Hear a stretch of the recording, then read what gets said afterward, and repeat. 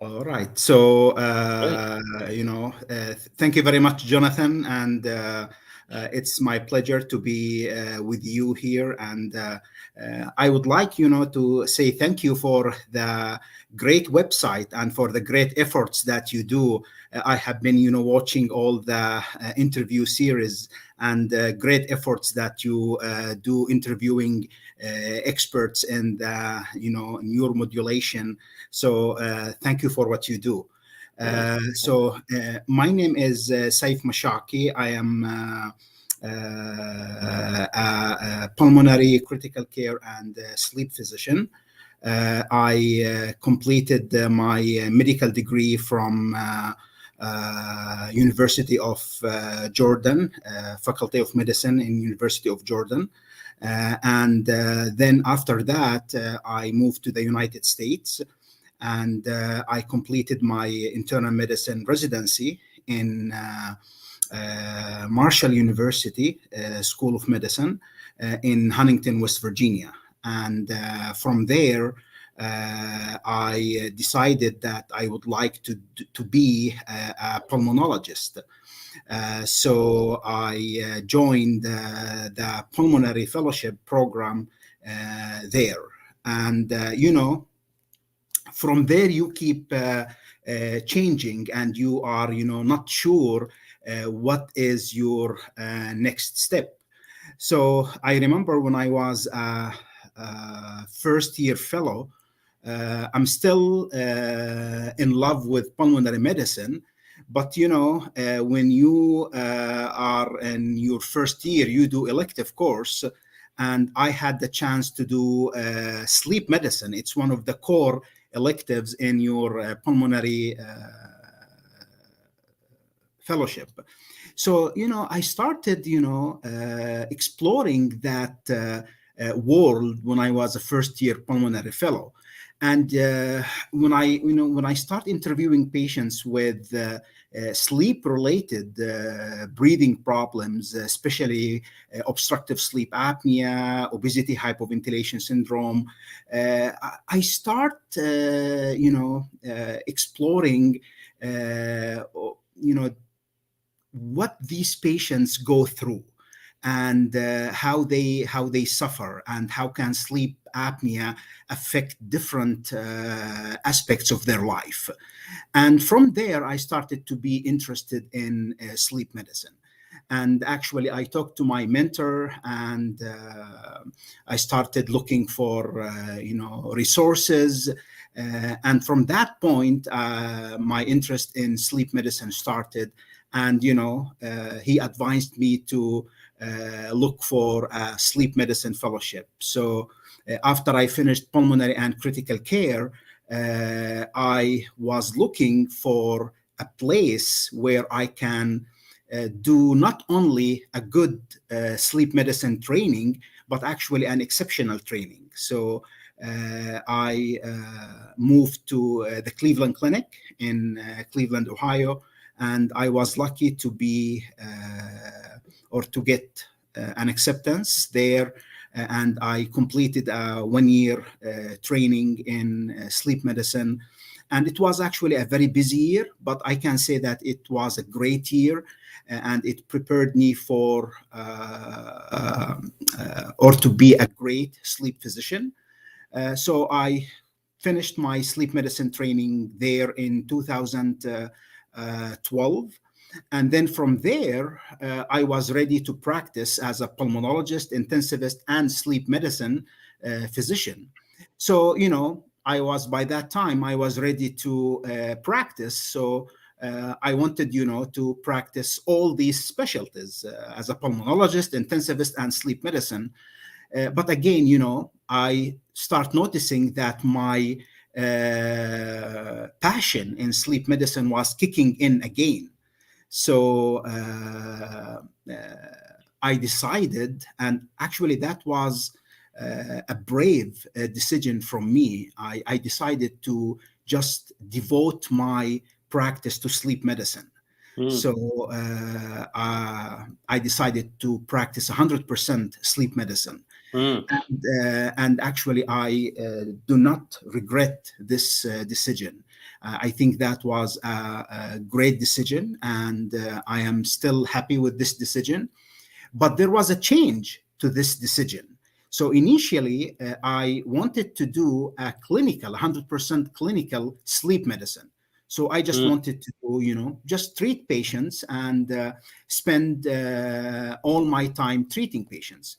And that was going great for about, 2 or 3 years.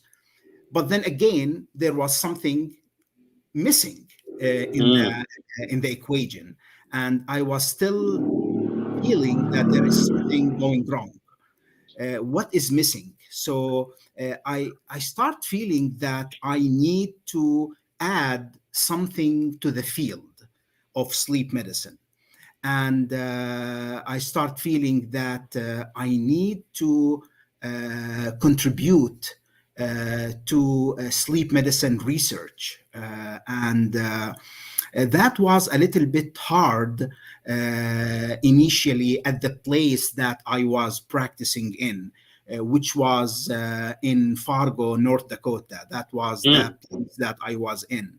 So from there, I was looking for opportunities, and finally, I moved to the University of Arizona in 2019. And it was actually a great move because I wanted to do more of sleep medicine research. And from there, my interest in sleep medicine was actually in two parts. The first part was upper airway stimulation. And the second part is the gut microbiome and its impact or its correlation with obstructive sleep apnea. So two different pathways which actually can meet at one point down the road. But in terms of upper airway stimulation, it is actually it's something that attracts my attention, and it's something that is growing. But that is the situation now, and that's where I am now. Fantastic. Thank you very much for that introduction to you and your background, Saif. Let's back up just a little tiny bit, because this will be sort of this is your bread and butter, so it's all very, very obvious to you. But you mentioned becoming acquainted with the experiences that patients who have obstructive sleep apnea have, and perhaps you'd say a few words about just how common this condition it is. It might be as high as 7% in the male population, as high as 5% in the female population, and the impacts are fairly severe. Is that right? On quality of life. Absolutely. So, obstructive sleep apnea is a common disease. And, the challenge, Jonathan, is that the challenge that we face is that there are many cases that are undiagnosed. And now we are trying to do more and more screening for obstructive sleep apnea. And now we think that I think the number now is going up to close to 10% in terms of the prevalence of this disease. But still, we estimate that there are more and more undiagnosed cases of obstructive sleep apnea. And that's actually one of the challenging areas in sleep medicine, where we try to find a good screening tool for obstructive sleep apnea, because we know that there are many cases that are undiagnosed, and at the same time we know the correlation between obstructive sleep apnea and its impact on other chronic diseases, cardiovascular diseases, cerebrovascular diseases, metabolic diseases, and even neoplastic diseases. So we need to do more, or we need to do a better job in terms of screening. So that's fascinating. I mean, I was familiar with the cardiovascular side of it, but even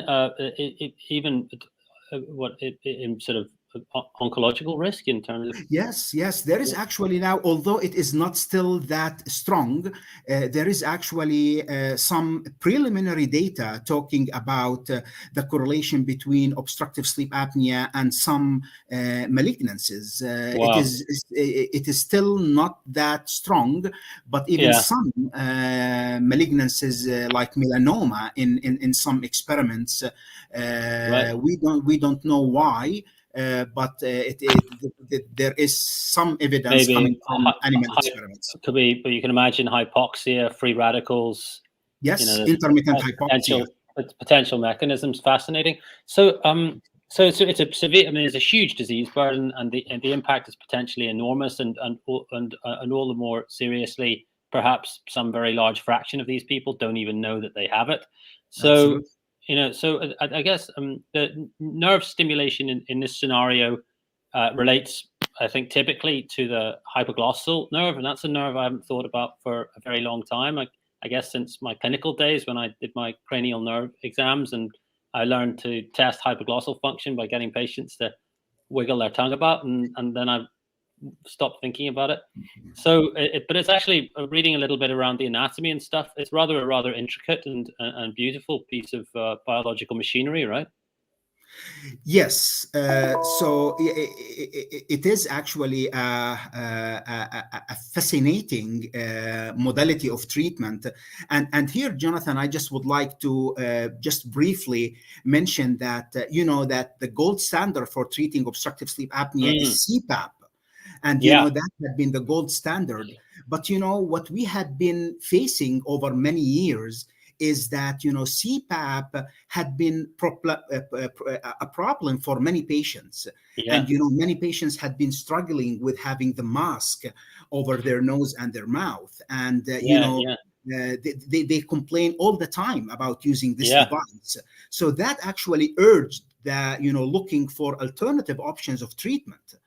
And from there, upper airway stimulation and neuromodulation came as a promising and an alternative way of treating these patients. So the whole idea in upper airway stimulation and neuromodulation and the hypoglossal nerve stimulation, it actually depends on the function of the hypoglossal nerve. So the hypoglossal nerve, as we know, is a pure motor nerve that innervates the tongue. And, this is, simple.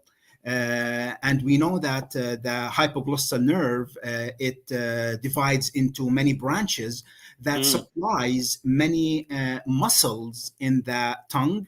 And it also supplies many muscles in the hypopharynx and in the palate.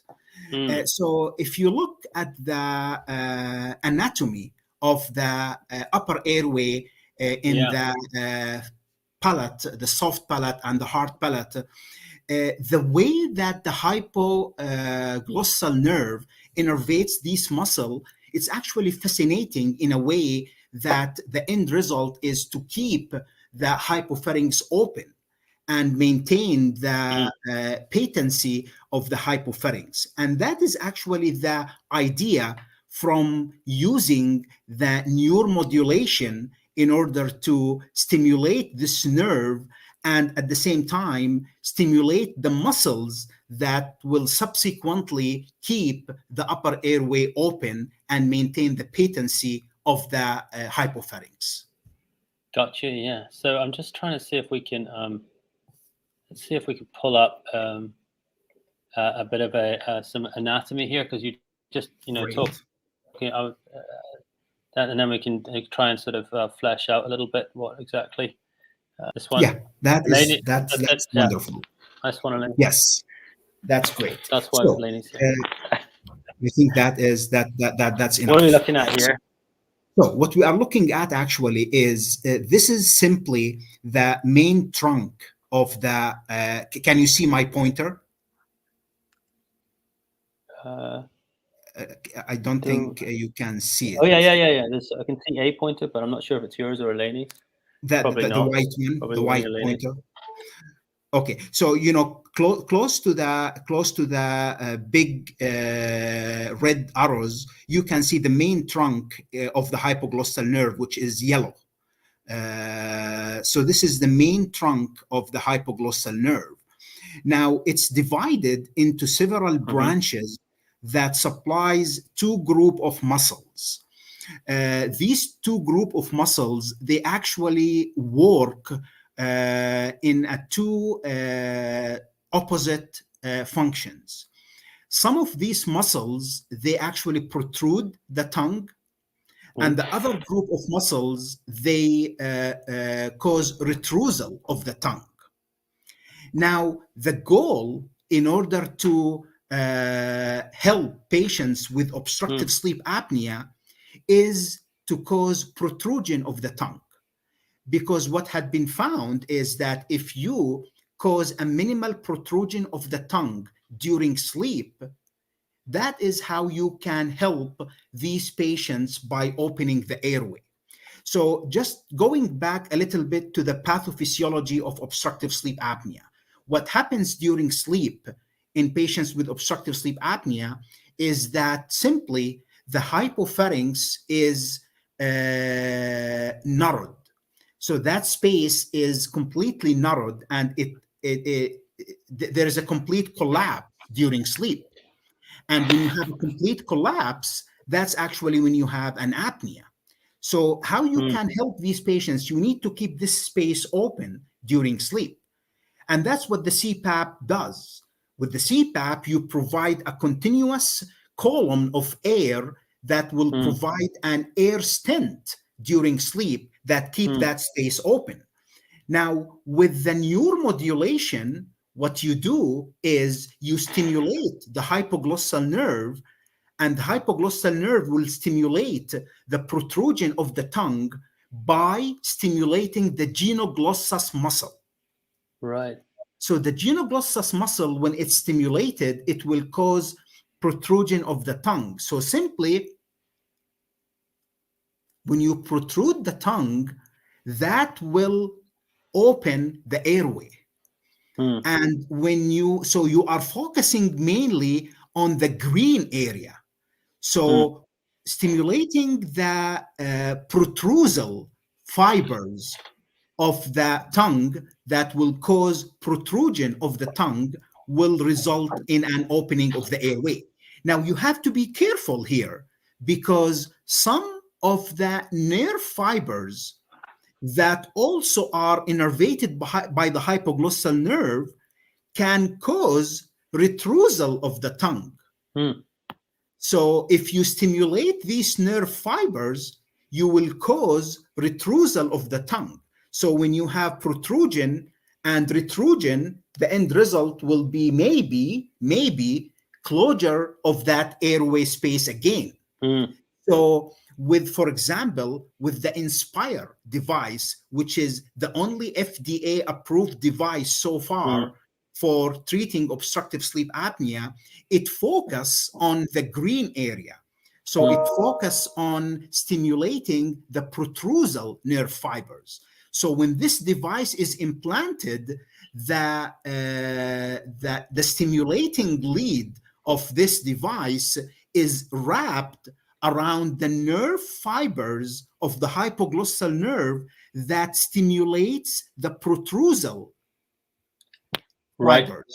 And is that done because they put the cuff distally to that bifurcation where you see the sub-branches coming off? Is that right? Gotcha. Exactly. That's why the ENT surgeon, they actually get a training course in order to be able to isolate these nerve fibers and wrap the cuff around these nerve fibers, because they have to make sure that they don't trap the cuff around the retrusal nerve fibers. So when they isolate these protrusal nerve fibers and wrap the cuff around these nerve fibers, they make sure that when you stimulate this cuff, only the protrusal nerve fibers will be stimulated, and subsequently protrusion of the tongue will happen, and subsequently opening of the airway will take place. And of course, so this is the concept of the Inspire, which was studied initially in 2014 by the STAR trial, the stimulation therapy apnea reduction by Dr. Patrick Strollo in 2014. And it was published in New England Journal of Medicine. And it showed actually a reduction in the apnea-hypopnea index by 70%. And the follow-up studies in 18 months, 36 months, and 60 months showed stabilization of the AHI, and still the AHI was maintained at a reduction rate of 70%. So it was still successful even after 5 years of treatment. So this AHI, it might be helpful if you just said it's an outcome measure that's widely used. Is that right in these kind of clinical trials? And in the meantime, Eleni, maybe you would bring up those 2 charming videos, or the 4 charming videos actually that were in the supplementary material, so we can actually see this effect in action. But you might, Saif, if you could say something about what that AHI actually measures. Sure. So the AHI is the apnea-hypopnea index. So going back to the obstructive sleep apnea, what is obstructive sleep apnea? It's the collapse in the upper airway that happens during sleep. So simply, for example, when we do a sleep study in these patients, every time they stop breathing, every time the upper airway collapse, that is called apnea or hypopnea. So simply an apnea, exactly. So simply an apnea is that when that space is totally collapsed like this. Right. So hypopnea is when there is a partial collapse. So during sleep study, we count how many apneas and hypopneas they have over the whole night, and then we divide it by how many hours they slept. And then we get the index. That's the apnea-hypopnea index. So that's a measure of the severity of their obstructive sleep apnea. So the upper airway stimulation of the neuromodulation, when it keeps the airway open, it reduces the apnea-hypopnea index. So if the airway collapse by 20 times every hour or 30 times every hour, it decreases that to less than that. The normal or the goal is to keep that less than 5. So Eleni, can you bring up video 2? Because that first video we've watched was with stimulation off, so the kind of the raw disease, as it were. But now, here you go. You see, that's actually now this is with stimulation on. Yeah, exactly. So this is stimulation on. But what I noticed is that it seems to almost that it's at its smallest. The aperture seems to be almost as small as in the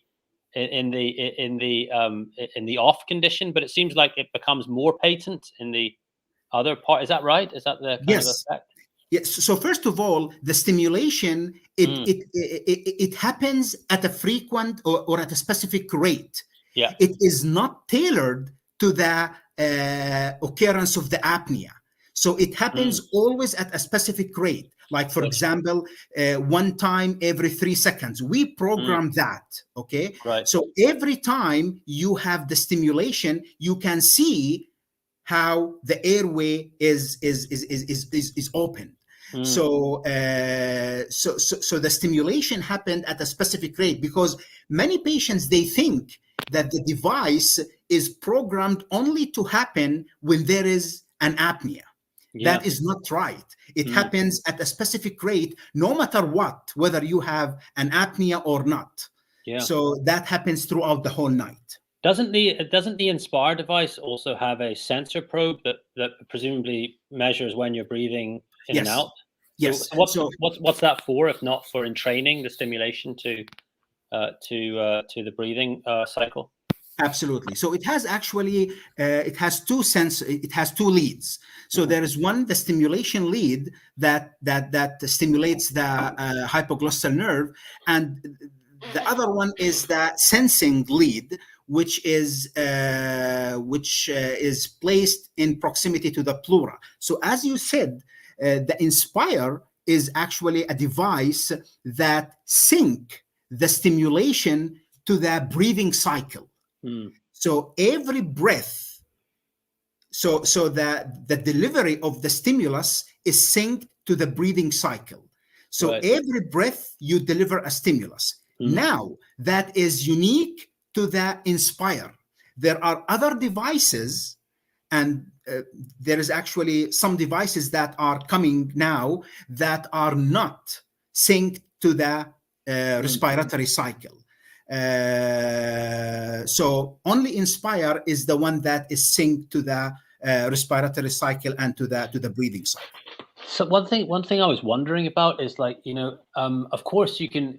I guess the logic of the Inspire is to record the breathing cycle and then as you said, synchronize the stimulation so that it happens at exactly the same phase of the breathing cycle each time. But I was wondering, if you approximate the breathing rate with your device, is it possible to actually entrain the breathing to the device? Do you see what I mean? If through a kind of resonance effect.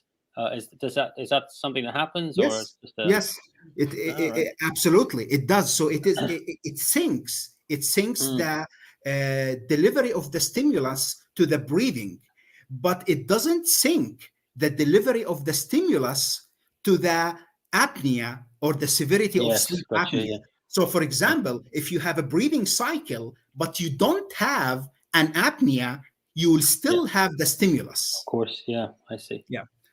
Makes sense. And how many different parameters are there to sort of play with on these things? Like how some of the work we do, we work in patients and with clinicians who work with deep brain stimulation. The parameter space on these things is really very large and getting bigger. Is there an equivalent issue with these devices, or is it slightly more straightforward? Yeah, so it is actually very complicated. Now, what happens actually after the device is implanted by the ENT surgeon, the next phase is that the patient will be seen by the sleep physician in the clinic. And after we check that all the wounds are healthy and there is no problem, we come to the next phase, which is the activation of the device. So in the clinic, we activate the device by a tablet. So we have a tablet that we use in the clinic, and we turn the device on. And once we turn the device on, we start gradually delivering a very minimal stimulus. And we ask the patient, and it goes by trial, we ask the patient to let us know when they start feeling anything in the tongue. So we start with the lowest amount of volt. So we start with 0.1, then 0.2, until they start feeling something. When they start feeling something, that is going to be our start point. Right. So, for example, if they start feeling something at 0.3, that is going to be our start point. So we start from there. And from there, we start increasing the intensity of the stimulus until we start seeing the tongue protruded at least by 1/3 beyond the incisors. Right. And that is going to be our upper limit. So that is going to be the range that they are going to leave the clinic with. Right. And this is when the patient is alert and just sitting there with the device in your... So exactly. Alert, awake, and make sure that they don't have any pain. And of course, they will feel something abnormal. And that's normal, because even with the CPAP, when they start using the CPAP, they will feel that it's something abnormal, because they will take some time to get acclimated to it. And then after that, we will give them a remote. The remote, we will let them know how to use the remote, because with the remote, they will be able to turn the device off. They will be able to turn it on. And also there are some features with the device that will make them also program the device. For example, if they wake up in the middle of the night, they will be able to take a pause. Like if they wake up to drink water or to go to the bathroom, it will give them a pause for 10 or 15 minutes. Right. Also, the device will shut down automatically when they wake up in the morning. because it's not fun. If they wake up in the morning and forget it, they are going to be protruding the tongue when they go to work, which is not fun. So the device automatically shut the device itself by itself when the patients wake up in the morning, and that's based on programming the device based on your total sleep time. So when they go home, also we ask the patient to gradually, when they go home, to gradually increasing the energy that is delivered, so that they get acclimated and they increase the amount of energy delivered every 3 days. Over 2 months, until they get to the maximum amount of energy that they can tolerate. Because we want them to be able to tolerate the maximum amount of energy that can be delivered through the Inspire without any problems. Now, of course, throughout this course, some of them, they call us and they say, well, you know what? I have problem. I have pain. I have discomfort. We ask them to back off, go back to the previous level of energy and try after a few days. And when they get to the maximum level of energy that they can tolerate, at that point, we do a sleep study, and then we finalize the level of energy that they can tolerate, and we set them up with that level of energy. That's interesting. So you basically see a monotonic relationship between the amount of energy that can be delivered and the clinical efficacy. Is that right? Exactly. But we have to keep something in mind. Every patient is different. Every patient is different. And also we have to keep in mind that every nerve is different. Because the amount of energy that, like, for example, 0.5 volts in this patient might be different in 0.5 volts in a different patient. Of course, yeah. So that's why we have a different configuration that we can play with in the device. There is something that's called the pulse width, and there is something that's called the sensitivity of the device. So that's something that we can use in order to make the patients able to tolerate the, for example, the pain or the discomfort from the device. Yeah, and then presumably all of these parameters have an impact on battery life as well. Absolutely. Now, that is something that the Inspire did a great job with the generations that they have. Now, the battery life is about 11 years. Wow. So so it can last up to 11 years, and I'm sure that with different generations, the battery actually can last longer. But I think the latest version now can last for up to 11 years. And the changing of the pulse generator is relatively straightforward, sort of outpatient procedure anyway. Is that right? Yes, it is actually a procedure. So they have to go to the procedure and they have to change it. But that happens once every 11 years. Yeah. Okay. Interesting. And so there are some patients for whom this is this doesn't work well, and I think there's an examination done, which is drug-induced examination of the throat, and when there's total concentric collapse around at the level of the velum. Is that right? So what does that mean, and why don't these patients do well with this stimulation? Because it all sounds pretty logical and straightforward so far. So thank you for raising this point, Jonathan. That's actually an important thing, even before going through the Inspire. So before they do implant the Inspire, the patient has to go through a long list of inclusion and exclusion criteria. And, we have to make sure that, for example, one of the most important thing is the severity of sleep apnea. So, for example, patients who have mild sleep apnea, they are not a good candidate for this procedure. So it's only for patients who have moderate and severe sleep apnea. Another thing, unfortunately, which is a common problem, but unfortunately it's not a good condition for these patients who are obese, unfortunately. So patients with a BMI that is more than 32. And we know that patients who are obese, they tend to have more severe obstructive sleep apnea. But unfortunately, they don't qualify for Inspire or upper airway stimulation, because what they found that patients with a BMI of more than 32, they tend not to do well they tend not to respond to upper airway stimulation or neuromodulation. And the reason why is because they tend actually to have more of a complete concentric collapse. Right. Now, what does that mean is, let's say that the patient meets the criteria. They have moderate sleep apnea or severe sleep apnea. They are thin. Let's say that their BMI is 29. The next step is to send them to the ENT and look at the pattern of their collapse, their upper airway collapse. So the ENT will do endoscopy, something called a DICE exam. The DICE exam is drug-induced sedation endoscopy. So simply what they do, they mimic a state of sleep. They infuse them with midazolam or propofol, and they do endoscopy, and they look at the upper airway.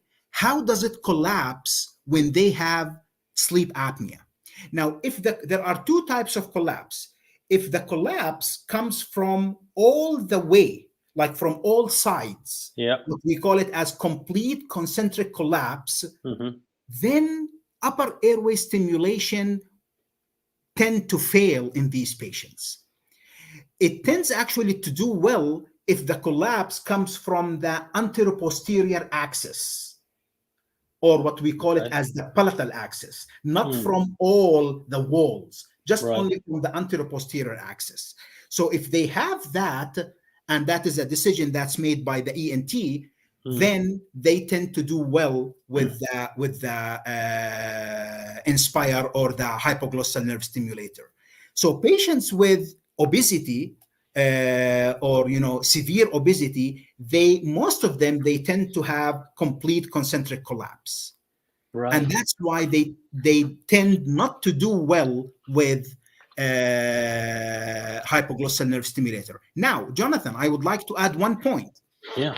Other devices of hypoglossal nerve stimulator that actually are coming now, they do not require complete concentric collapse.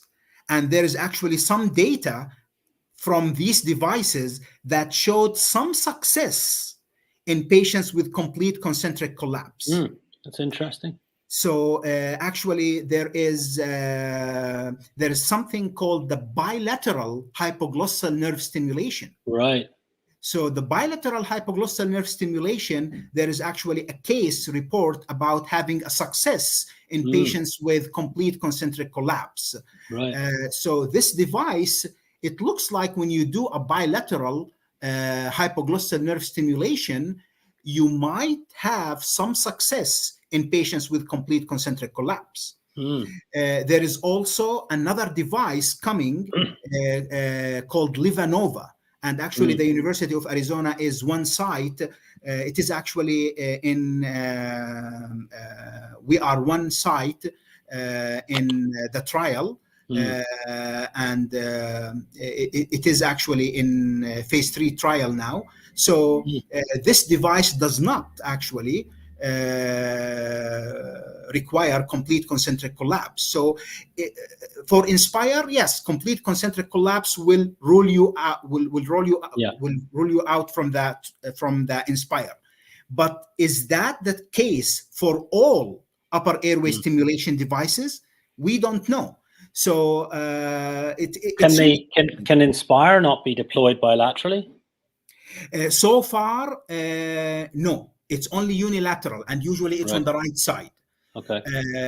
But for Inspire is a unilateral hypoglossal nerve stimulation by definition. It's not unilateral. Right. So because it's like the bilateral hypoglossal nerve stimulation. Even if you look at their idea, there is no even charger. There is no generator.